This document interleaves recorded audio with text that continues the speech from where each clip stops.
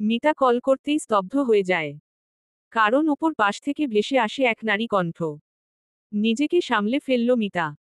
গলার কাছে একদলা দুঃখ এসে জমা হয়। শ্বাস নিতে কষ্ট হচ্ছে। আপনি কে বলছেন? মিতা প্রশ্ন করল। মিতার কথা শুনে মোবাইলের ওপর পাশে থাকা নারী স্তম্ভিত হয়ে যায়। নিজেকে খানিকটা তটস্থ করে বলল, এটা কি আদনানের নাম্বার না? জি, এটা আদনানের নাম্বার। আপনি কি হন আদনানের? অচেনা সেই নারীর প্রশ্ন শুনে মিতা বলল, আমি আদনানের স্ত্রী। ব্যাস, ফোনটা কেটে যায়। সন্দেহ জাগে মিতার মনে। আদনানকে সেই নারীই বা কেন খুঁজছে?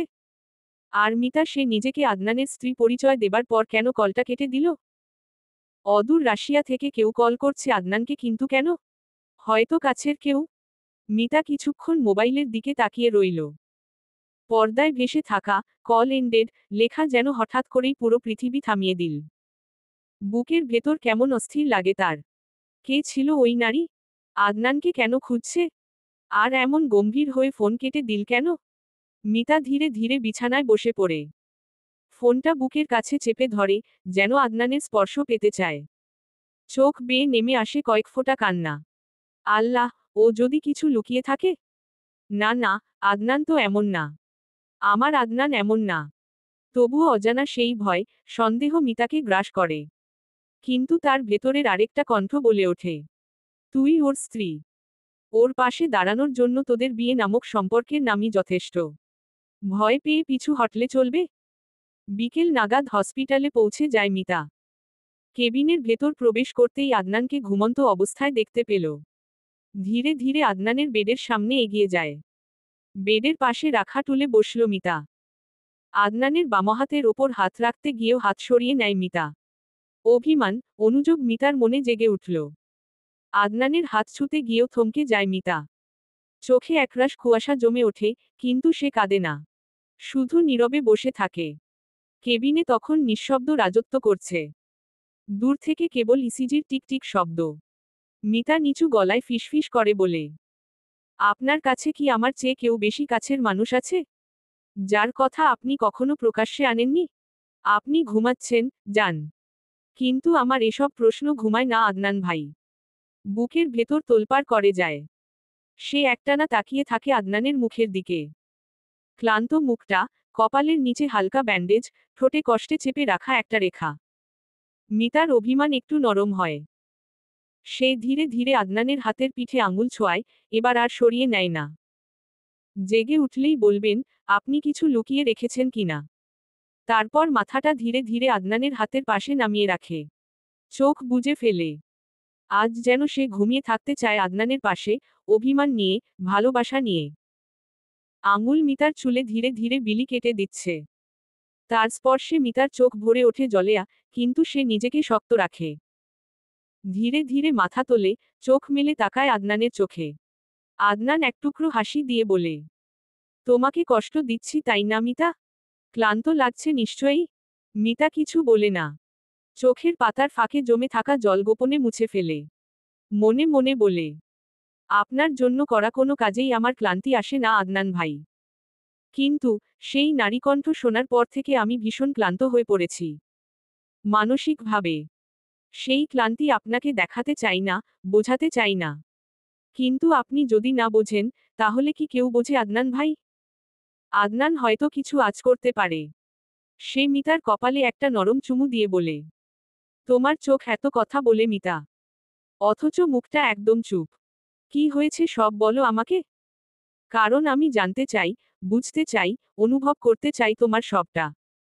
কল এসেছিল আপনার মোবাইলে। একটা মেয়ে কল করেছিল। মিতার গলা কেঁপে ওঠে কথাটা বলতে গিয়ে।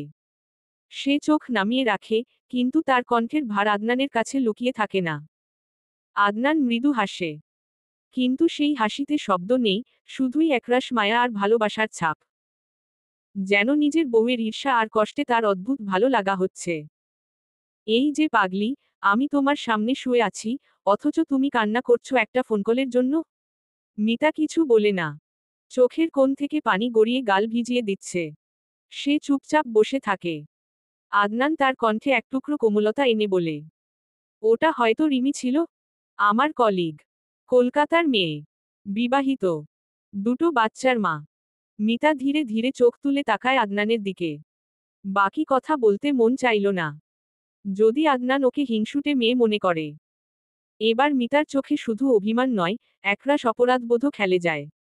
আমি না বুঝে ভুল করলাম, না? ভুল না। ভালোবাসলে ভয় পাওয়াটা ভুল না। তবে আমি চিরকাল তোমার ভয় দূর করার দায়িত্বটা নিয়ে ফেলেছি মিতা। তাই তুমি ভয় পেলে আমি আছি তোমার ভয় মন থেকে তাড়িয়ে দেওয়ার জন্য। মিতা লজ্জিত হয়। ভাবছে সে মানুষটাকে শুধু শুধু সন্দেহ করছিল। আদনান মিতাকে বলল, আমাকে হারানোর ভয় তোমার মনে তৈরি হয়ে গেছে মিতা। আমি যদি এখন মরেও যাই আমার মনে তোমাকে না পাওয়ার আক্ষেপ থাকবে না। কারণ আমি জানি আমার মিতা এখন সম্পূর্ণভাবেই আমার।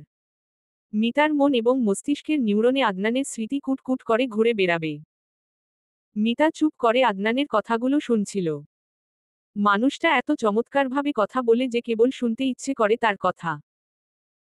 একটি চমৎকার মুহূর্ত কাটাচ্ছিল দুজন, এমন সময় আদনান হঠাৎ করে একটু অস্বাভাবিকভাবে শ্বাস নিতে শুরু। প্রথমে মিতা ভেবেছিল হয়তো ক্লান্তির কারণেই এমন হচ্ছে। কিন্তু মুহূর্ত পেরোতে না পেরোতেই আদনান বুক চেপে ধরল। চোখ মুখ কুঁচকে উঠল ব্যথায়। কি হয়েছে আপনার? এমন করছেন কেন? আদনান ভাই, প্লিজ বলুন। আতঙ্কে কাঁপছিল মিতার কণ্ঠ। সে উঠে দাঁড়ায়, আদনানের পাশে গিয়ে তার বুকের হাত চেপে ধরে অনুভব করার চেষ্টা করে কিছু। আদনান দম নিতে কষ্ট পাচ্ছে। সারা শরীর ভিজে গেছে ঘামে। ঠোঁট কাঁপছে। মি তা শুধু এইটুকু উচ্চারণ করে জ্ঞান হারায় আদনান। আদনান ভাই, আদনান ভাই, প্লিজ, চোখ খুলুন। কেউ আছে? Nurse, doctor. মিতার আর্তচিৎকারে হসপিটালের করিডোর কেঁপে ওঠে। নার্সরা দৌড়ে আসে, চিকিৎসককে খবর দেয়া হয়। হুট করেই আদনান ছটফট করতে শুরু করে। চোখে মুখে তীব্র যন্ত্রণা। বুকের মাঝখানটা চেপে ধরে উঠে বসার চেষ্টা করে কিন্তু পারছে না। ঘাম আর কষ্টে কুকড়ে যাচ্ছে ওর পুরো শরীর। মিতা, মি তা শুধু এইটুকু উচ্চারণ করেই হঠাৎ নিস্তেজ হয়ে পড়ে আদনান। আদনান ভাই, আদনান ভাই, আপনার কি হয়েছে? কেউ আছেন? ডাক্তার, কেউ আসুন। মিতা আর্তনাদ করতে করতে কেবিন থেকে বের হয়ে ছুটে গেল করিডোরে। নার্স আর চিকিৎসকেরা দৌড়ে এল। চেক আপ করেই একজন নার্স চিৎকার করে উঠল, কার্ডিয়াক এরেস্ট। তৎক্ষণাৎ সিপিআর শুরু করা হলো। একজন নার্স অস্থির হাতে ডিফিব্রিলেটর প্রস্তুত করে। ডাক্তার হানিফ এসে পৌঁছালেন দৌড়ে। Stand back, charging, clear. একবার, দুইবার। সময় থেমে গেছে যেন। মিতা ভেতরে ভেঙে পড়ছে, বাইরে দাঁড়িয়ে ঠায় কাঁদছে। শুধু প্রার্থনা, আল্লাহ, আমার আদনানকে ফিরিয়ে দিন। ডাক্তার হানিফ আদনানের বুকের মাঝখানে হাত রেখে চেপে ধরতে থাকে। বুকে চাপ, 1, 2, 3, 4, ধীরে ধীরে দ্রুততা বাড়ছে। আরেকজন নার্স অক্সিজেন মাস্ক ঠিক করে দিচ্ছে। অন্য কেউ ইনজেকশন প্রস্তুত করছে। মিতা স্তব্ধ হয়ে দাঁড়িয়ে থাকে দূরে, ঠোঁট কাঁপছে, চোখ দিয়ে টপটপ করে পানি পড়ছে। সে কিছুই বুঝে উঠতে পারছে না, শুধু কেবিনের কাচের দরজার ওদিকে হাহাকার শুনতে পাচ্ছে। Come on, don't give up on me, push harder. ডাক্তাররা যেন শেষ চেষ্টা করছে প্রিয় রোগীটাকে ফিরিয়ে আনার। একবার, দুইবার, তিনবার শক দেওয়া হলো। মনিটরে হৃদস্পন্দনের রেখা কেবল সোজা এক দাগের রূপ নেয়। টাইম অফ ডেথ, বিকেল 4:37। সব শব্দ স্তব্ধ হয়ে যায়। হাসপাতালের সেই কেবিনে হঠাৎ এক নিস্তব্ধতা নামে মৃত্যুর মতন নিস্তব্ধ। মিতার পায়ের নিচ থেকে মাটি সরে যায়। তার বুকের ভেতর থেকে যেন একটা চিৎকার বেরিয়ে আসে, নীরব অথচ ছিন্নভিন্ন করা কান্না। তার স্বামী, তার ভালোবাসা, তার স্বপ্ন, সবকিছু যেন ওর সামনে নিথর হয়ে পড়ে আছে। হাসপাতালের করিডোর জুড়ে এখন শুধু নিস্তব্ধতা। ডাক্তারের টাইম অফ ডেথ ঘোষণার পর থেকেই মিতা কিছু শুনতে পাচ্ছে না, বুঝতেও পারছে না। যেন শব্দহীন এক জগতে আটকে গেছে সে। চোখ দিয়ে অঝরে পানি পড়ছে। হাসপাতালের করিডোরে দাঁড়িয়ে আছেন রহিম সাহেব। মুখ থমথমে, চোখ দুটো লাল, ভেতরটা যেন খালি হয়ে গেছে। তার সামনে দাঁড়িয়ে আছেন ডাঃ হানিফ মাহমুদ, আদনানের চিকিৎসার মূল দায়িত্বে ছিলেন তিনি। ডাঃ হানিফ নরম গলায় বললেন, আমি আন্তরিকভাবে দুঃখিত, রহিম সাহেব। আমরা শেষ পর্যন্ত চেষ্টার কোনো ত্রুটি রাখিনি। কিন্তু আদনানের মৃত্যু হয়েছে কার্ডিয়াক অ্যারেস্টে। রহিম সাহেব নিঃশব্দে চেয়ারের হাতল চেপে ধরলেন। তার ঠোঁট কাঁপছে, গলার স্বর ভারী হয়ে আসে। ডাক্তার সাহেব, একটা সুস্থ, হেসে খেলে বেড়ানো ছেলেকে আমি এই অবস্থায় দেখব, এটা কোনোদিন ভাবিনি। ওর তো সামনে অনেক কিছু ছিল। একটা নতুন জীবন শুরু করছিল। হানিফ এক নিঃশ্বাসে বললেন। এক্সিডেন্টের সময় মাথায় যেটা চোট লেগেছিল, সেটা প্রথমে তেমন গুরুতর মনে হয়নি। কিন্তু আমরা পরে রিপোর্টে জানতে পারি, সেটি ব্রেইনে চাপ সৃষ্টি করছিল এবং সঙ্গে সঙ্গে হার্টে প্রভাব ফেলে। সেই চাপ থেকেই কার্ডিয়াক অ্যারেস্ট। রহিম সাহেব মাথা নাড়িয়ে বলেন, না, আমার আদনান এমন করে চলে যাবে না। আল্লাহর কাছে কত দোয়া করেছি আমি। ওর জন্য সব ছেড়ে দিয়েছিলাম। ও আমার চোখের আলো ছিল, আমার সমস্ত গর্ব। তিনি কাপা গলায় আরো বললেন, আপনি বলছেন একটা হার্ট অ্যাটাক?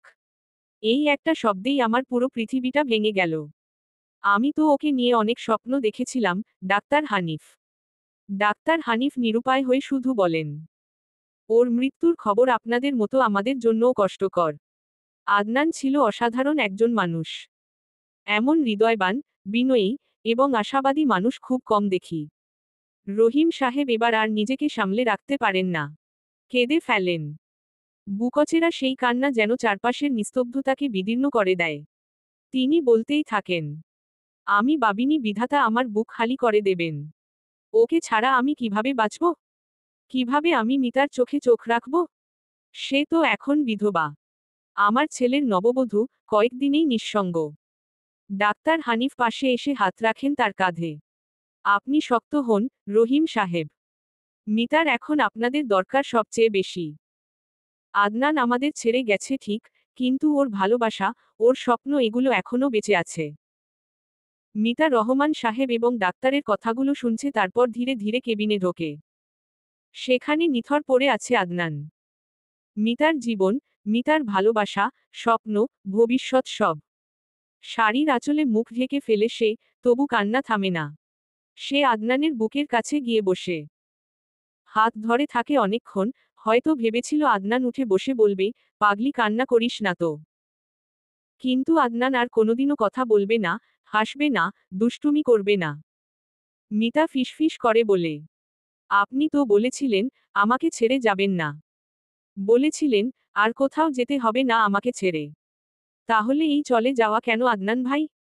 তার গলা ভেঙে আসে, চোখ ঝাপসা হয়ে যায়। আমি তো শুধু আপনার স্ত্রী ছিলাম না আদনান ভাই, আমি তো আপনার বন্ধু ছিলাম, আপনার জীবনসঙ্গী। আপনি একা চলে গেলেন? আমার কথা একবারও ভাবলেন না? ওর কান্নার শব্দে কেবিন ভরে যায়, তবুও কারো কিছু বলার থাকে না। আজ মিতার চোখেই লেখা হয়ে যাচ্ছে এক অপূর্ণ প্রেমের শেষ অধ্যায়। আদনানের দাফন শেষ হয়ে গেছে। গ্রামের ছোট কবরস্থানে তাকে শায়িত করা হয় আদনানের মৃত্যুর পরদিন দুপুরের পরপরই। বিকালে কবরের পাশে দাঁড়িয়ে আছে সবাই নিশ্চুপ। কেবল কান্নার আওয়াজ আর ভেতরে জমে থাকা হাহাকার গুমরে গুমরে উঠে আসে। আদনানের মা ছেলের কবরে মাটি পড়ার প্রতিটা শব্দ মনে করতেই তার মনে হচ্ছে তার বুক ফেটে যাচ্ছে। চোখের জল নয়, যেন হৃদয়ের রক্ত ঝরছে। মাটি ছুঁয়ে ছুঁয়ে তিনি বলতে লাগলেন, তুই বলেছিলি মা, মিতাকে ছাড়া দমবন্ধ লাগে, মা ওকে চমার সঙ্গে নিয়ে আসবো বলেছিলি। এখন আমাকে রেখে কোথায় চলে গেলি রে আদনান? অদিতি ভাইয়ের জানাজায় একফোঁটা চোখের জলও ঠিকভাবে ফেলতে পারছিল না, গলায় দলা বাঁধা কান্না জমেছিল। সে শুধু ফ্যালফ্যাল করে তাকিয়েছিল ভাইয়ের কবরের দিকে, মুখ দিয়ে কিছু বলার ক্ষমতা হারিয়ে ফেলেছে। ভাইয়ের শেষ কণ্ঠধ্বনি, শেষ হাসি, শেষ আদর সব এখন অতীত। রহিম সাহেব একজন পিতা যখন সন্তানের জানাজায় ইমাম সাহেবের পেছনে দাঁড়ান, তখন তার বুকের ভিতর কতটা ফাঁকা হয়ে যায় তা ভাষায় প্রকাশ করা যায় না। আমি তোকে বিয়ে দিয়ে দেখতে চেয়েছিলাম, তোর সংসার যেন ফুলের বাগানের ন্যায় চোখ জুড়ানো হয়। দেখতে পারলাম না তো বাবা। রহিম সাহেব এই একটাই কথা অস্ফুট সুরে বলছিলেন বারবার। মিতার মা মেয়ে জামাইকে হারিয়েছে। নিজের মেয়ের মুখের দিকেও তাকাতে পারছেন না। হাস্যোজ্জ্বল ছেলেটার মুখ এখন কবরের মাটিতে শুয়ে আছে। মিতা তার একমাত্র মেয়ে, এত বড় শোক বুকে নিয়ে কিভাবে বাঁচবে? এই ভেবে থম মেরে গেছেন তিনি। আর মিতা? সবাই শোক করলেও মিতার শোক ছিল নিঃশব্দ, ভয়াবহ রকমের নিঃসঙ্গ। এক জায়গায় বসে থাকতে পারছিল না সে। তার মাথার চুল খুলে গেছে, চোখের নিচে কালি, ঠোঁট ফাটতে বসেছে। কিছু খাচ্ছে না, কিছু বলছে না, কেবল মাঝে মাঝে বলে উঠছে, আমি আর আপনাকে আর কখনো সন্দেহ করব না বলেছিলাম, তাই না? দেখুন, আমি এখন প্রতিটা নিঃশ্বাসে আপনাকে খুঁজছি, সন্দেহ করার জন্য নয়। আপনাকে ফিরে পাওয়ার জন্য আদনান। একবার ফিরে আসুন না আপনি। মিতা কখনো গিয়ে বসছে আদনানের ব্যবহৃত চেয়ারটায়, কখনো তাকায় সেই পোশাকের দিকে যা আদনান তার জন্য কিনেছিল। প্রতিটা ঘর, প্রতিটা আসবাব যেন আদনানের কথা বলে। রাত হলেই ছাদের দিকে তাকিয়ে থাকে মিতা। মনে মনে বলে উঠে, আপনি বলেছিলেন, আর কয়েকটা দিন। তারপর এক ছাদের নিচে থাকব। আজও মিতা ছাদের নিচেই আছে, কিন্তু আদনান নেই। নেই সেই ভালোবাসার চাদর। 15 দিন পর আদনানের ল্যাপটপে মেইল আসে। ইউনিভার্সিটি থেকে মিতার নামে মেইল এসেছে। অদিতি অনলাইনে চেক করে দেখতে পায় মিতা এবং আদনানের রাশিয়ায় যাওয়ার সময় ঘনিয়ে আসছে। অদিতির চোখ ভিজে আসে ভাইয়ের নামটা স্ক্রিনে দেখে। চোখের পানি মুছতে মুছতে বলল, প্রকৃতির কি নিয়ম বুঝতেই পারি না। ভাই আর ভাবি যখন দূরে ছিল তখন তাদের কত স্বপ্ন ছিল একদিন না একদিন তারা কাছে আসবে। আর যখন সত্যিই একদিন দূরত্ব মিটিয়ে তারা এক হতে চাইল তখন প্রকৃতি তাদের আলাদা করে ফেলল। প্রকৃতির রক্ষক মহান রব কি চায় সে তো কেবল মহান রবই জানেন। অদিতির কণ্ঠে ছিল ভাই হারানো বোনের নিঃসঙ্গতা, হাহাকার। ল্যাপটপের স্ক্রিনে আদনানের জিমেইল আইডির ছবি এবং নামটা তখনও জ্বলজ্বল করছে। অদিতির চোখের পানি ল্যাপটপের কিবোর্ডে ফোঁটা ফোঁটা পড়ছে। মেইলের নিচে যুক্ত ছিল মিতার ভিসা, ফ্লাইটের সময়সূচি, এবং ক্লাসের প্রথম দিনের বিস্তারিত। অদিতি জানে, ভাইয়ের চলে যাওয়ার এই শূন্যতা কোনোদিন পূরণ হবে না। কিন্তু ভাবির কি থেমে থাকা উচিত? আদনান তো চাইতো মিতা ডাক্তার হোক। একটা বড় পরিচয় হোক। রাশিয়ায় যাক। নিজের স্বপ্ন ছুঁয়ে দেখুক। অদিতি ল্যাপটপটা বন্ধ করল। ধীরে ধীরে উঠে দাঁড়ালো জানালার সামনে। বাইরের দিকে তাকিয়ে বলল নিঃশব্দে, ভাইয়া, তুমি যেখানেই থাকো না কেন, তোমার স্বপ্ন যেন পূর্ণ হয়। ভাবি যেন হাসতে শেখে আবার। তোমার স্বপ্নকে বুকে বেঁধে সে যেন আবার বাঁচে। বাড়ির উঠোনে সন্ধ্যার হালকা আলো ছড়িয়ে আছে। বাতাসে বৈশাখের মিষ্টি ঘ্রাণ। মিতার মা চুপচাপ এক কোণে বসে আছেন, রহিম সাহেব নামাজ শেষে তসবিহ সহ পড়ছেন।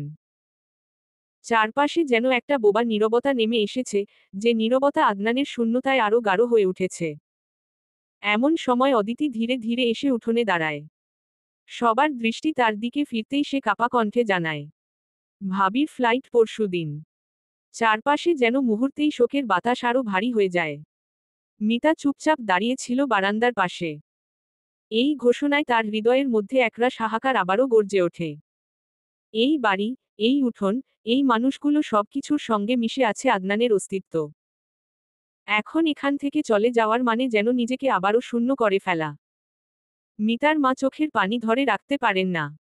অদিতি এসে মিতার পাশে দাঁড়ায়, ধরা গলায় বলে, ভাইয়ার স্বপ্ন কি তুমি পূরণ করবে না ভাবি? মিতা অদিতির দিকে তাকিয়ে থাকে। কোনো কথা বলে না। তার চোখের কোণে চিকচিক করছে না বলা অনেক কথা, আর আদনানের স্মৃতি। কান্নায় ভারী হয়ে উঠেছে। বাতাস থমকে গেছে যেন। উঠোনে বসে থাকা সবাই নিঃশব্দ। এমন সময় আদনানের মা হঠাৎই ধসে পড়ার মতো করে বললেন, এই অলক্ষণে মেয়েকে জলদি বের কর বাড়ি থেকে। নিজের বাবাকে খেয়েছে, আমার ছেলেটাকে খেয়েছে। আর কাকে খাবে এই বাড়িতে থেকে? মিতার দিকে আঙুল তুলে কাপা গলায় চিৎকার করে উঠলেন তিনি, তুই কালনাগিনী। তোর কপালেই অমঙ্গল। আমার ছেলেকে তুইই কেড়ে নিয়েছিস। তোর জন্যই আজ আমার বুক খালি। মিতা যেন এক নিমিষে পাথর হয়ে গেল। চোখে পানি নেই, কিন্তু ভেতরটা ভেঙে পড়ছে। মা শব্দটা মুখে আসতে গিয়েও আটকে যায়। এই মুহূর্তে তার নিজের কানও বিশ্বাস করতে চায় না এই কথা আদনানের মা মুখে। রহিম সাহেব কাপা কণ্ঠে বললেন, আদনানের মা, তুমি কি ভুলে গেছো হায়াত মউত আল্লাহর হাতে? না ভুলি নাই আদনানের আব্বা। কিন্তু মনটার কি কইয়া বুঝো দেই। আমার আদনান কই গেল? কই গেলি রে আমার বাবা? আদনানের মা যেন শুনতাই পাচ্ছেন না। উনার কান্নায় উঠোনে উপস্থিত প্রত্যেকটি মানুষের চোখ ভিজে ওঠে। মিতা চোখের পানি মুছল তারপর মাথা নিচু করে চলে যেতে পা বাড়ায়। পায়ের শব্দ যেন এক একটা কান্নার ঢেউ। বুকের ভিতর জমে থাকা শত অভিমান, বেদনা আর অপমানে সে নিঃশব্দে উচ্চারণ করল, বড় আব্বু, গাড়ির ব্যবস্থা করুন। সময় খুবই কম। আদনানের স্বপ্ন অপূর্ণ রাখা যাবে না। রহিম সাহেব উঠোনের এক কোণে বসে আছেন। মিতার চোখে জলের রেখা, মুখে জমে থাকা শব্দহীন হাহাকার আর মাথা নিচু করে চলে যাওয়ার দৃশ্য। এই সবকিছু তার বুকের ভিতরটা কাঁপিয়ে দিচ্ছে। তিনি ধীরে ধীরে উঠে এসে তাকালেন মিতার চলে যাওয়া পথের দিকে। খুব নিচু গলায় যেন নিজেকেই বললেন, এই মেয়েটা ভেঙে পড়েনি, মাটি হয়ে যায়নি। ওর চোখে আমি আগুন দেখেছি, না পোড়ানোর আগুন নয়, বরং জ্বলে ওঠার আগুন। তিনি ফিসফিসিয়ে বললেন, যেন আদনান শুনছে, তোর বউটা খুব সাহসী রে বাবা। তুই নেই, কিন্তু ও আছে। তোর স্বপ্নকে বাঁচিয়ে রাখবে, আমাদের বাঁচিয়ে রাখবে। রাশিয়া স্থানীয় সময় দুপুর 2টো। মস্কোর আকাশ যেন আজ হিমশীতল নয়, বরং এক অদ্ভুত ভার নিয়ে নেমে এসেছে মিতার মাথার ওপর। এয়ারপোর্ট থেকে বের হতেই কনকনে ঠান্ডার হাওয়া মিতার গালে এসে ছুঁয়ে গেল, যেন আদনানের শেষ ছোঁয়া, শেষ বিদায়। সামনেই দাঁড়িয়ে আছে এক তরুণী। পরনে হালকা রঙের কোট, হাতে এক গুচ্ছ টিউলিপ ফুল। মিতাকে দেখতে পেয়ে এগিয়ে এল, মুখে একরাশ মৃদু হাসি। আপনি নিশ্চয়ই মিতা আপু? আমি সাইমা। আদনান ভাই অনেকবার আপনার কথা বলেছিলেন। মিতা কিছু বলতে পারল না। শুধু চোখে জল এসে গেল। কিন্তু চোখ মুছে ফেলল সঙ্গে সঙ্গেই। অপরিচিত কারো সামনে ভেঙে পড়লে নিজেকে ছোট মনে হয়।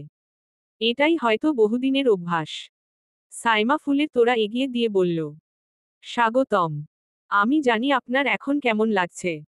আমরা এক ফ্ল্যাটেই থাকব, আপু।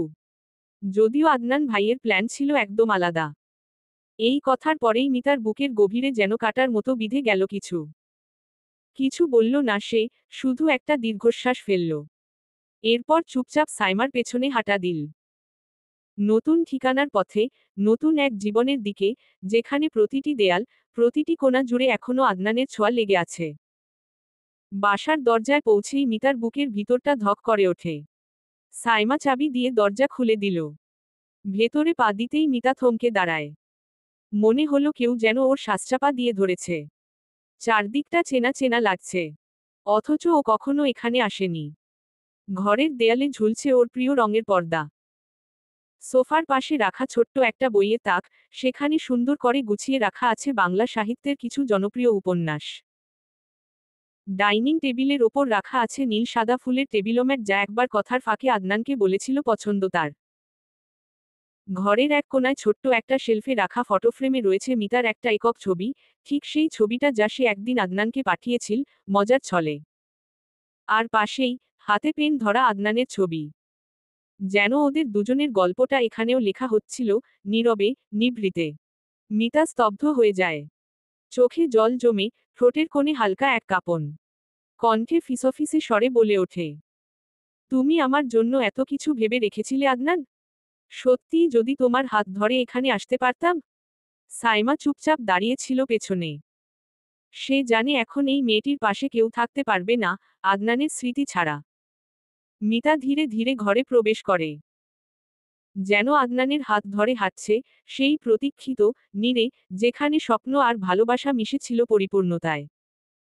কিন্তু সেই ভালোবাসার মানুষটাই আজ নেই। তবুও, মিতা জানে এই ঘর, এই সাজানো কোণাগুলো, সবখানে আদনানের অস্তিত্ব ছড়িয়ে আছে।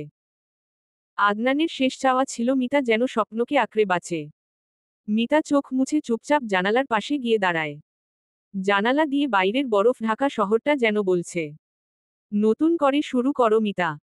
তুমি একা নও। Dash dash dash dash dash. ঘুমের ঘোরে মিতার মনে হলো ঘরে চোর এসেছে। হুট করে মিতা ঘুম থেকে জেগে উঠল। অন্ধকার হাতরে ঘর থেকে বের হয়ে এলো। রান্নাঘর থেকে শব্দ আসছে। মিতা সাহস করে একটা ফুলদানি হাতে নিয়ে এগিয়ে যায় রান্নাঘরের দিকে। তারপর, ঠাসস করে মেরে বসল চোরের কপালে। চোর বেচারা আহ করে উঠল। সাইমা দৌড়ে আসল। এসেই আগে রান্নাঘর লাইট অন করল। এবং যা দেখল তাতেই ওর চক্ষু চড়াক গাছ। আব্রাহামের কপাল থেকে রক্ত ঝরছে। মিতার হাতে ফুলদানি। যা বোঝার বুঝে ফেলল সাইমা।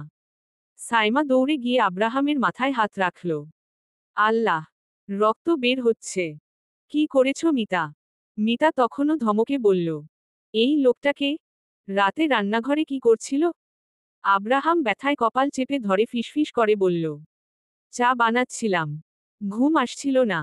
সাইমা কাপা কাপা গলায় বলল, ও আমাদের সাবলেটের অন্য রুমমেট। আমাদের মেডিকেল কলেজের স্টুডেন্ট। হোস্টেলে জায়গা না পাওয়ায় এখানে থাকছে কিছুদিন। মিতার মুখ হঠাৎ বিবর্ণ হয়ে গেল। মুখে হাত চাপা দিয়ে পেছনে সরে গেল 2 পা। আমি ভেবেছিলাম। আব্রাহাম ঠোঁটে হালকা হাসি এনে বলল, আপনি মনে হয় খুব সাহসী মানুষ। ফুলদানি দিয়ে মাথায় মারা সহজ কাজ না। মিতা লজ্জায় চোখ নামিয়ে নিল। সাইমা এবার একটু হাসতে চেষ্টা করল। ভালোই হলো, পরিচয়টা বেশ রোমাঞ্চকরভাবে হয়ে গেল। আব্রাহাম ব্যথা ভুলে মিতার দিকে তাকিয়ে বলল, কেউ গজ, তুলা আর ব্যান্ডেজ এনে দেবে? মিতা তীক্ষ্ণ দৃষ্টিতে তাকিয়ে রইল আব্রাহামের দিকে। পরিস্থিতির অবস্থা বুঝতে পেরে অগত্যা সাইমা চলে যায় ফার্স্ট এইডের বক্স আনতে। চলবে। পরবর্তী পর্ব পেতে চ্যানেলটি সাবস্ক্রাইব করুন।